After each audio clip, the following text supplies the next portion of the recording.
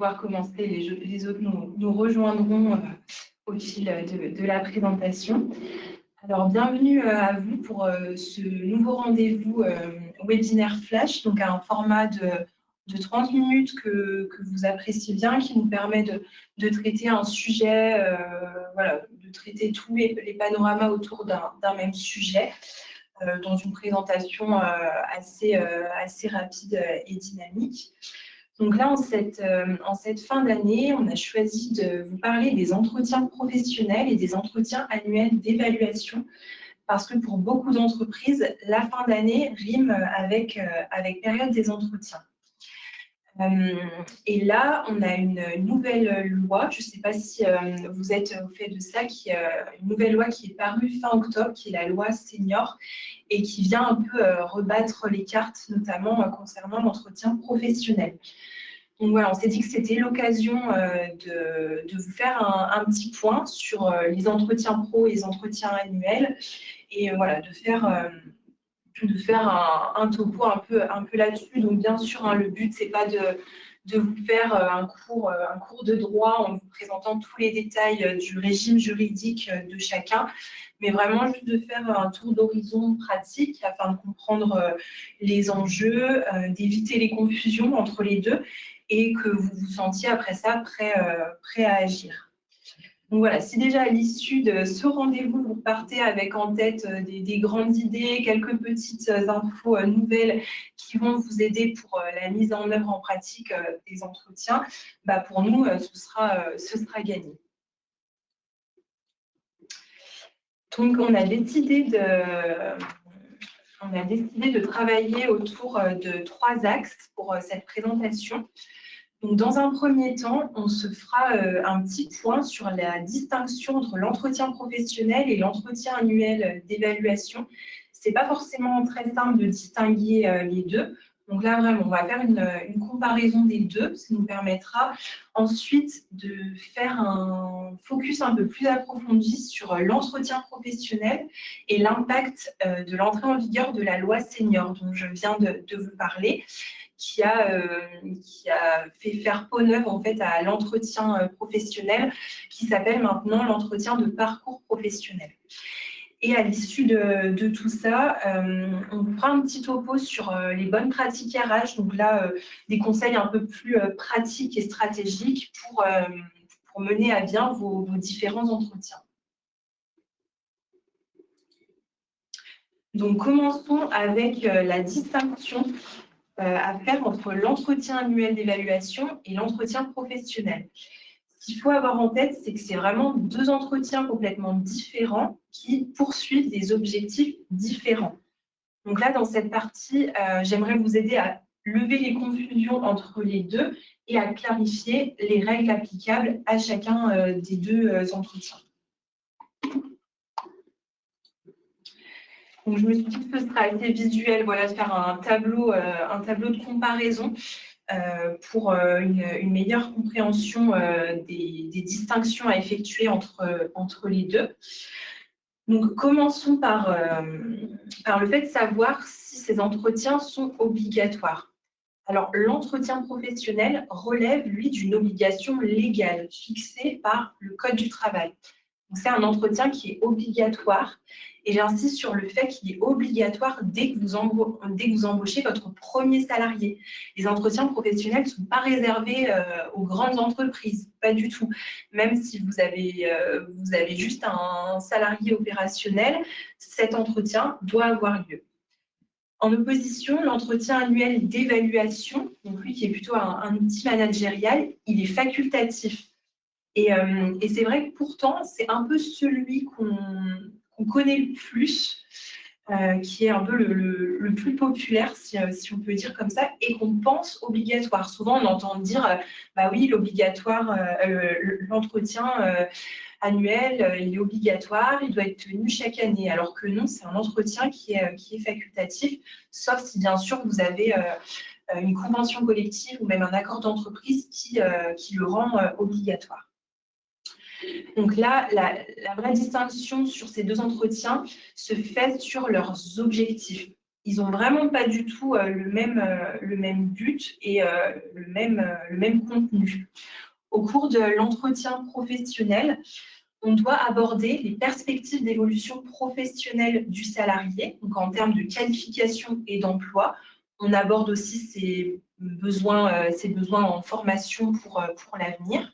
On informe aussi le salarié sur les dispositifs de validation des acquis de l'expérience, le compte personnel de formation et le conseil en évolution professionnelle. À l'inverse, l'entretien annuel, lui, permet plutôt de faire un état des lieux de l'année écoulée, de dresser en quelque sorte une notation des salariés, d'évaluer ses performances au cours de l'année. Souvent, c'est aussi l'occasion de vérifier si les objectifs qui ont été fixés au cours du précédent entretien ont bien été remplis. Et ça va nous permettre justement de fixer les objectifs pour l'année à venir. Donc, quels sont les salariés concernés? Donc là, pour le coup, c'est le point commun entre les deux entretiens. Il concerne absolument tous les salariés. Il n'y a pas de conditions tenant à l'ancienneté ou à la nature du contrat, c'est-à-dire que le salarié soit en CDD, en CDI, en contrat d'apprentissage, il doit être intégré dans la campagne des entretiens.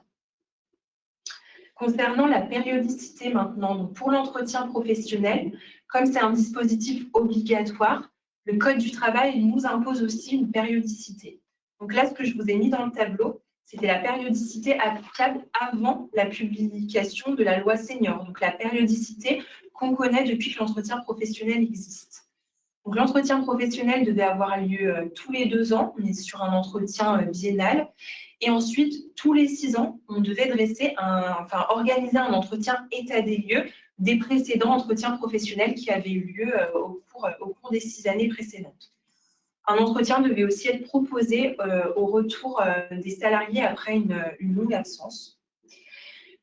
Pour l'entretien annuel, là, c'est comme son nom l'indique, c'est tous les ans, mais ça peut être également tous les semestres, si c'est fixé de cette manière par un accord collectif ou une décision unilatérale de l'employeur, par exemple. Donc, je voulais finir avec quelques remarques qui me semblaient importantes pour chacun des entretiens. Attention, l'entretien professionnel, comme je vous le disais, c'est une obligation légale. Et qui dit non-respect d'une obligation légale, comme tout ce qui existe en droit du travail, en fait, l'employeur s'exposera à des sanctions s'il ne réalise pas ces entretiens. Si en fait, on constate que l'employeur n'a pas réalisé ces entretiens et n'a pas fait bénéficier à son salarié d'au moins une action de formation, alors l'employeur est redevable d'un abondement sur le compte personnel de son salarié à hauteur de 3 000 €. Ça, c'est uniquement dans les entreprises de plus de 50 salariés. Également, le salarié pourrait saisir le conseil de prud'homme pour réclamer le versement de dommages et intérêts. Parce qu'il ne faut pas oublier que cet entretien professionnel, c'est un outil d'application de l'obligation générale de l'employeur en termes de formation de ses salariés. L'employeur est tenu, pendant toute la relation de travail, à l'obligation de former ses salariés pour les adapter à leur poste de travail. Donc, attention au risque de contentieux par rapport à ça et surtout, attention si vous avez un contentieux avec un salarié par rapport à la rupture de son contrat de travail, ça fera quasi systématiquement partie des demandes périphériques des avocats côté salarié. Donc, voilà, la réalisation des entretiens professionnels, ça permet aussi de se prémunir sur des demandes qui pourraient être faites dans le cadre d'un contentieux. Et par rapport à l'entretien annuel, je voulais insister sur le fait que cet entretien, il va ensuite il va permettre à l'employeur de déterminer si il augmente ou non la rémunération de son salarié, si on va promouvoir le salarié à un nouveau poste. Et ça peut aussi être un outil pour engager une procédure de licenciement pour insuffisance professionnelle. Alors, on ne se dira pas juste, on a eu un mauvais entretien, bam, c'est automatique, je licencie mon salarié pour insuffisance professionnelle. Non, ce n'est pas ça. Par contre, si on a bien des comptes rendus depuis plusieurs années de différents entretiens où on voit que malgré tout ce que l'employeur met en œuvre pour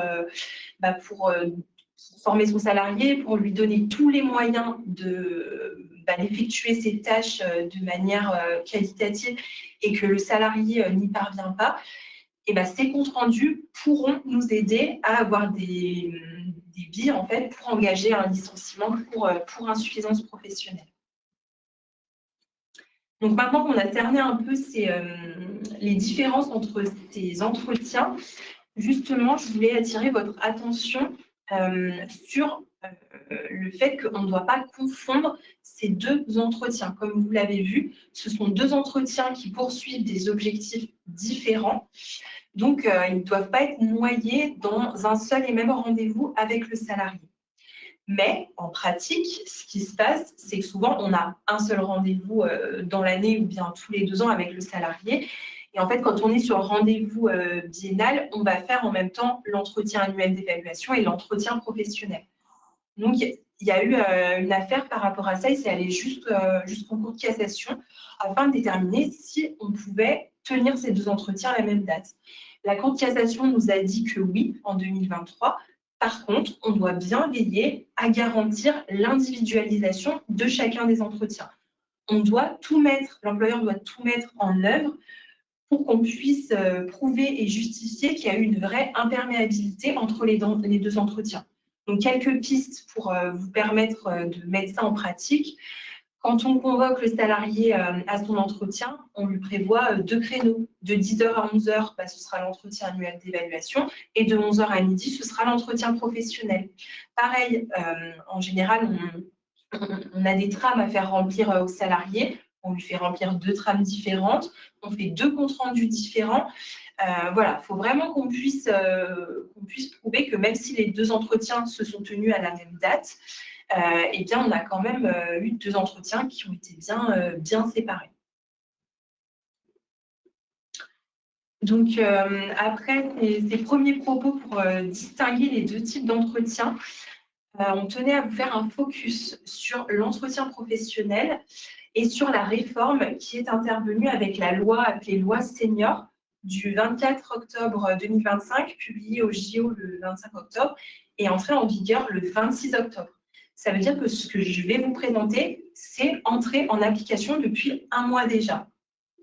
Donc, il y a déjà des choses à mettre en œuvre. Donc là, je voulais vous présenter les différents changements en pratique. Et là, pareil, j'ai fait une distinction entre ce qui existait avant la loi senior et ce qui change. Donc déjà, comme vous l'avez vu, le nom change. Souvent, quand on fait une réforme de quelque chose, on aime bien changer le nom pour montrer qu'il y a vraiment eu une différence. Donc, l'entretien professionnel devient l'entretien de parcours professionnel. C'est vraiment pour que l'appellation soit plus claire sur l'objet de l'entretien. On est vraiment sur le parcours du salarié, son parcours professionnel, que ce soit dans l'entreprise, en dehors de l'entreprise. Et voilà, ça montre un peu plus qu'on est sur l'évolution et le développement de son parcours.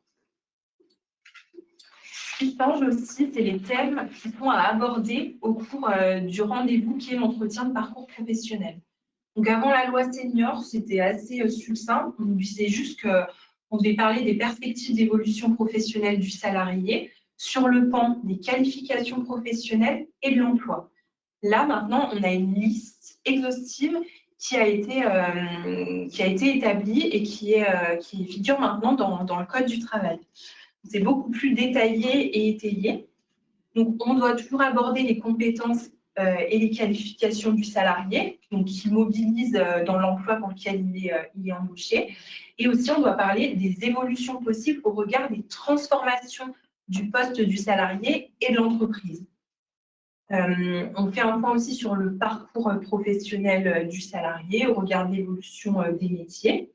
On va aussi aborder, bon ça c'était déjà le cas avant, mais voilà, là on décrit plus clairement les besoins de formation du salarié, que ce soit lié au poste qu'il occupe actuellement, mais aussi en vue des évolutions de son emploi et des transformations des métiers qui sont d'autant plus fortes et rapides en ce moment, que ce soit avec le développement de l'intelligence artificielle, la digitalisation, ça va beaucoup plus vite. Donc forcément, il y a un besoin d'adaptation du salarié pour qu'il reste en fait adapté au poste pour lequel il est employé et aux évolutions à venir de ce poste. On aborde aussi les souhaits du salarié en termes d'évolution professionnelle et on l'informe à nouveau on lui demande s'il a activé son compte personnel de formation, parce que ça, c'est totalement déconnecté de l'employeur. En fait, le salarié doit créer son compte sur un site qui est fait exprès, donc un site du gouvernement. Donc, on informe le salarié, on lui demande où il en est par rapport à ça. On lui parle éventuellement, si l'employeur souhaite mettre ça en place, des possibilités que l'employeur peut abonder le CPF du salarié pour mettre en œuvre des formations qui colleraient entre les besoins et les souhaits du salarié et ceux de l'entreprise.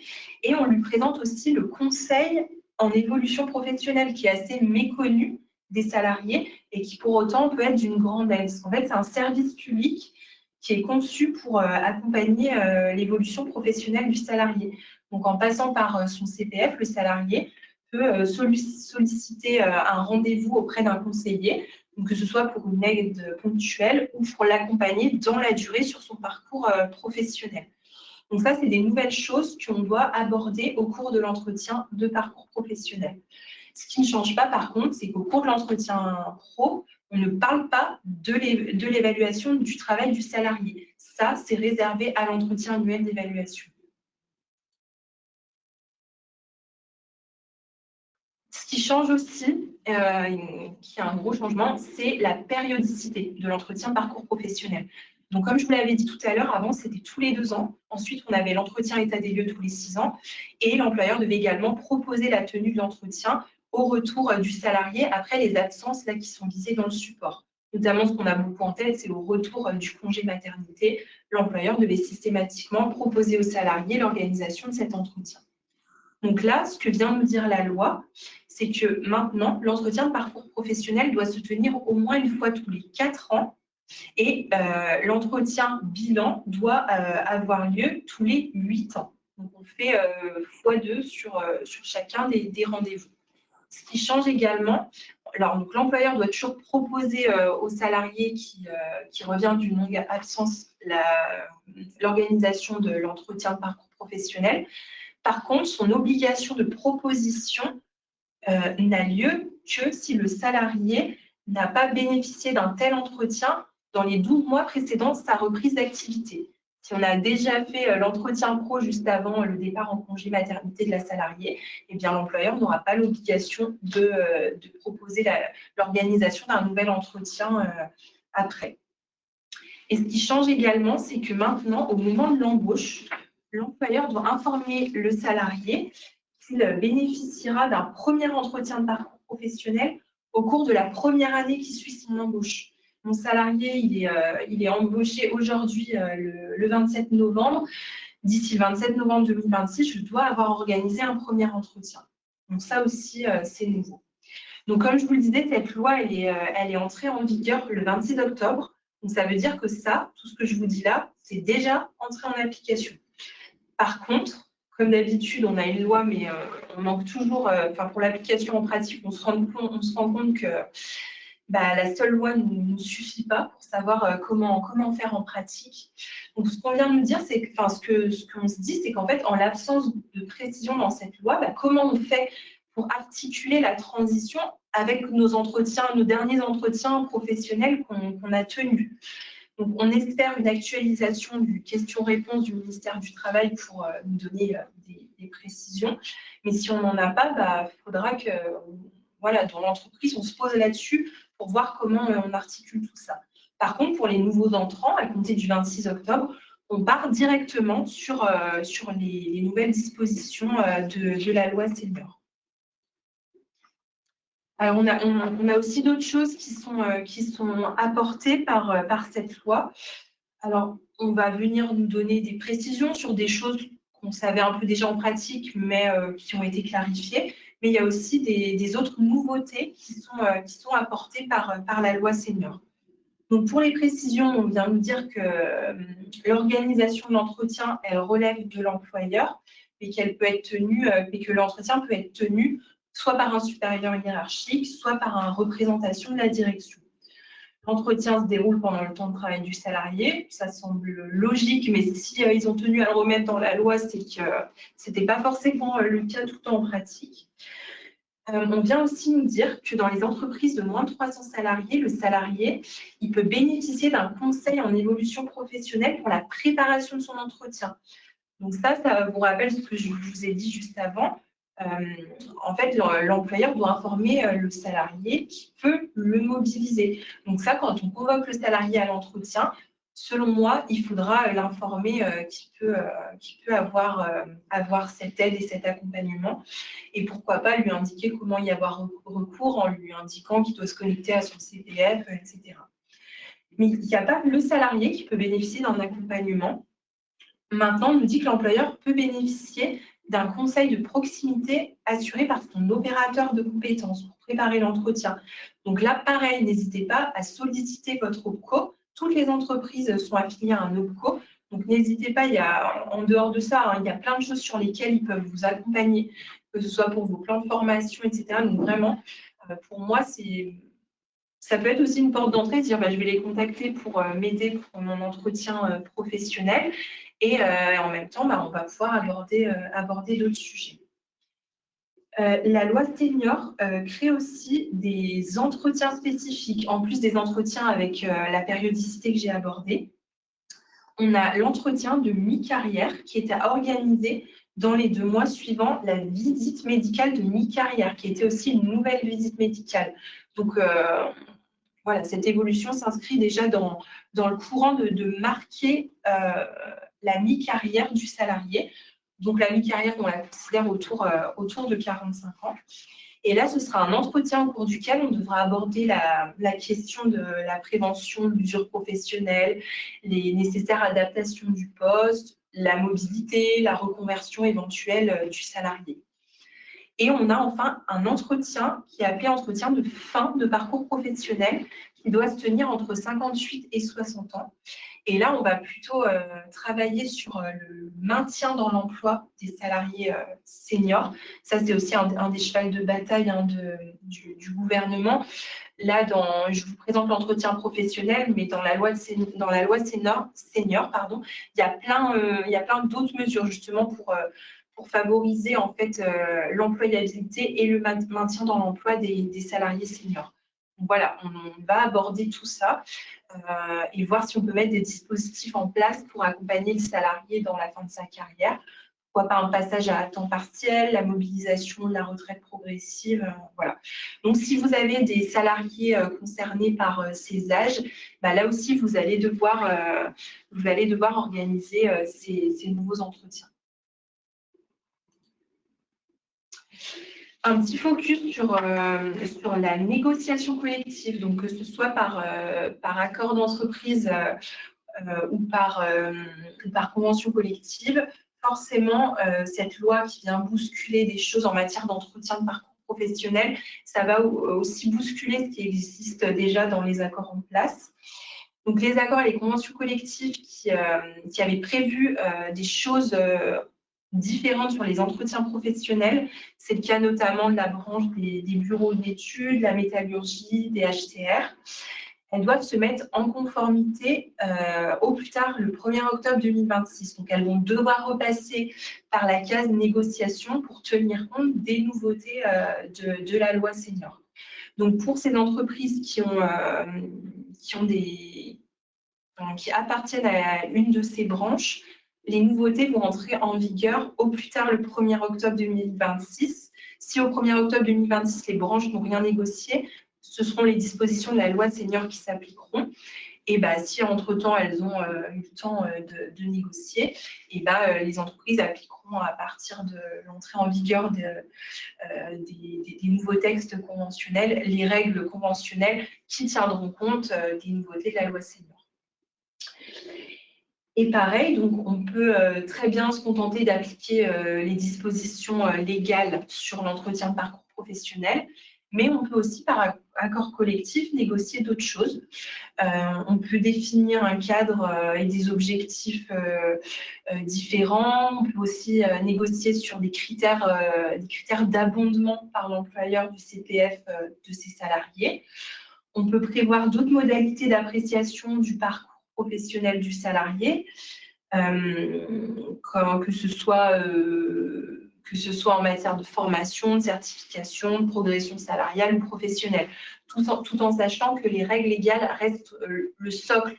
En fait, l'accord collectif ne doit pas supprimer des thèmes, il ne doit pas dénaturer l'entretien de parcours professionnel. On peut aussi prévoir une périodicité différente des entretiens, mais pour autant, ça ne peut pas excéder 4 ans. En gros, on pourra juste rapprocher plus les entretiens de parcours professionnel, mais on ne pourra pas les éloigner. Donc, en pratique, comment on fait pour se mettre à jour de toutes ces nouvelles règles? Donc, comme je vous le disais, toutes ces choses, déjà pour les nouveaux entrants, c'est à mettre en place tout de suite.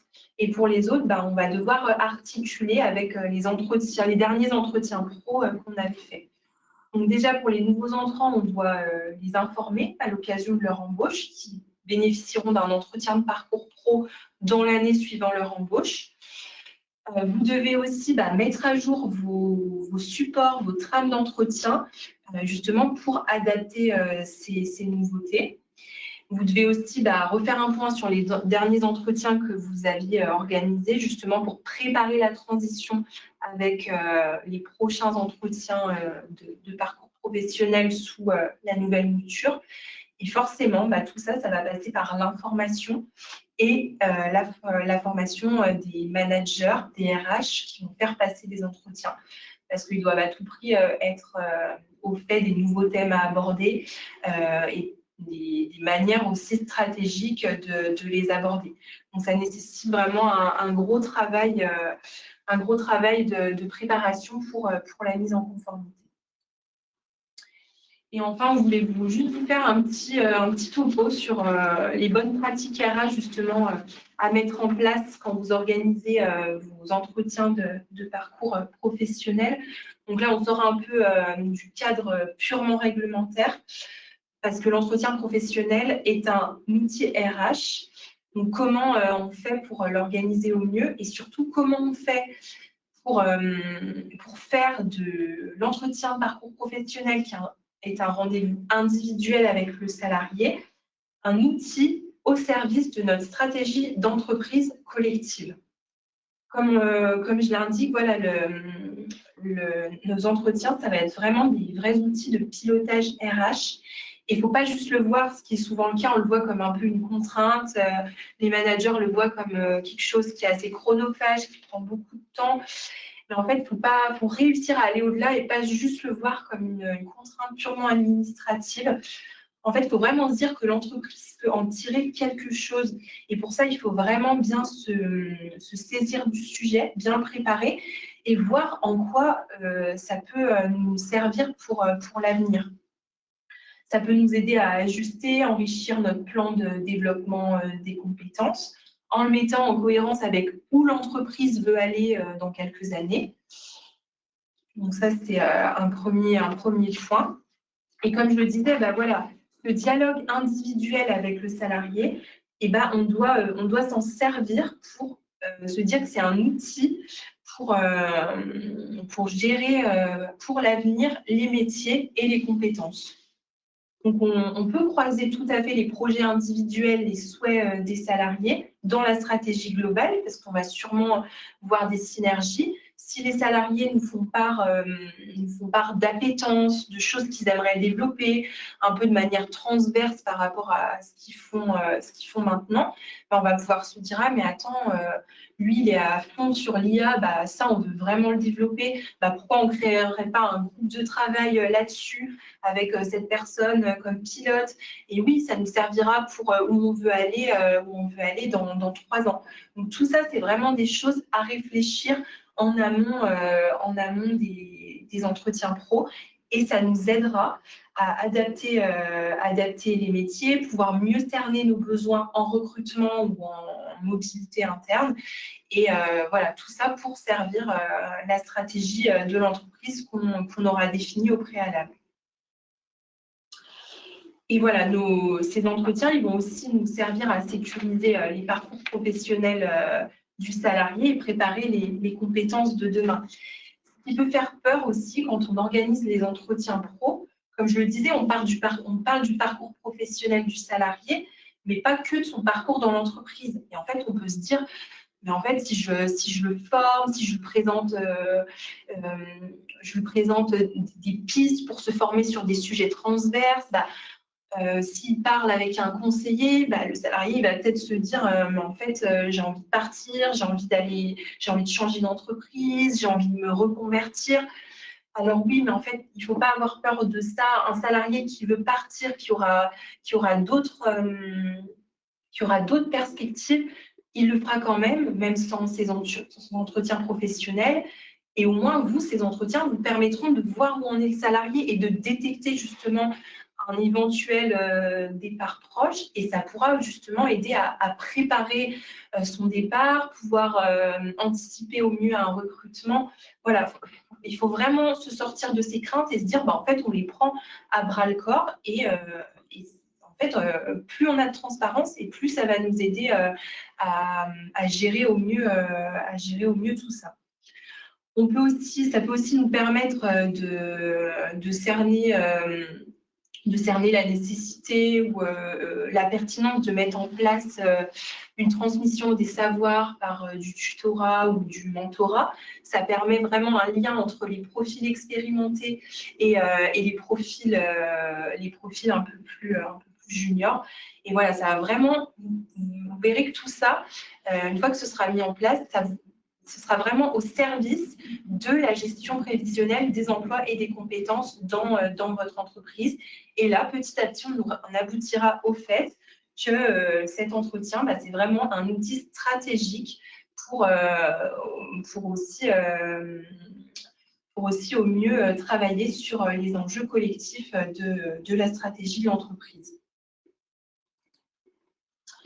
Et nous, dans tout ça, comment on peut vous accompagner voilà, parce que ça peut faire peur, tout ça. Il y a beaucoup de choses à mettre en place, que ce soit la conformité par rapport à la nouvelle loi, mais aussi comment gérer au mieux tout ça pour intégrer ces entretiens pro à notre stratégie RH. On voulait déjà vous rappeler que pour les salariés, enfin pour ceux qui suivent le webinaire et qui sont clients, sachez qu'avec intégré au coût du bulletin MyStyleAE, vous avez accès à MyStyleAE Entreprise, qui comprend un module entretien et qui comprend notamment des modèles de trame d'entretien qui sont mis à disposition et qui peuvent déjà beaucoup vous aider pour la gestion opérationnelle des entretiens. Donc, si vous ne l'avez pas encore intégré, n'hésitez pas à contacter votre gestionnaire de paye qui vous aidera pour la mise en place de ce module.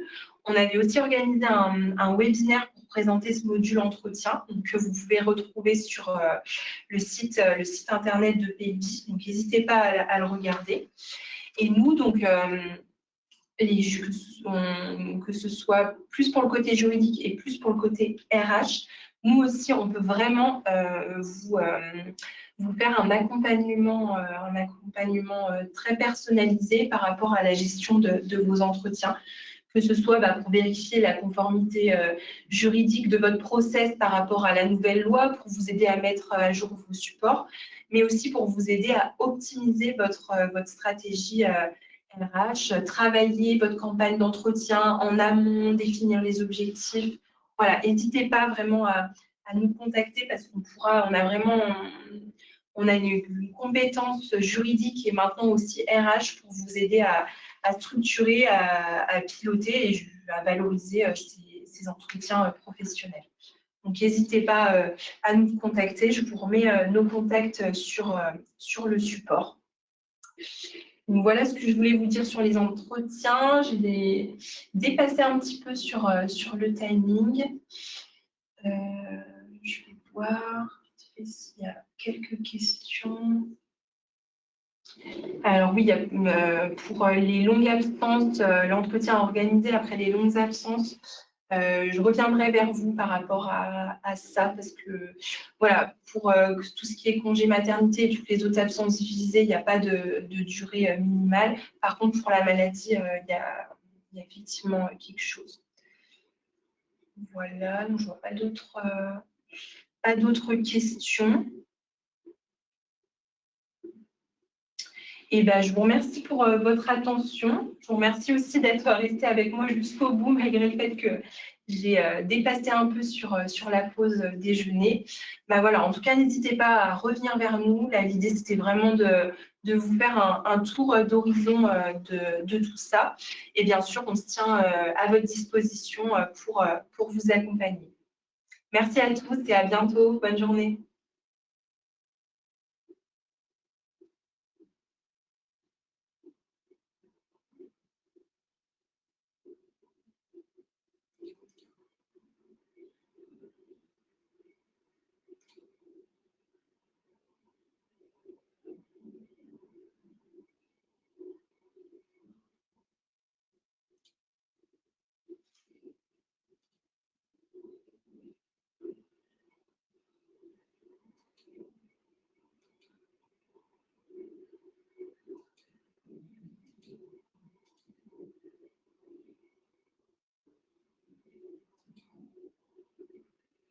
Oui, pour les questions auxquelles je n'aurais pas répondu, on a bien la liste avec les questions. Il y en a eu pas mal, donc on reviendra vers vous après le webinaire sans problème. Et oui, on vous enverra le support. N'hésitez pas à revenir vers nous pour l'avoir, on vous le communiquera. Voilà.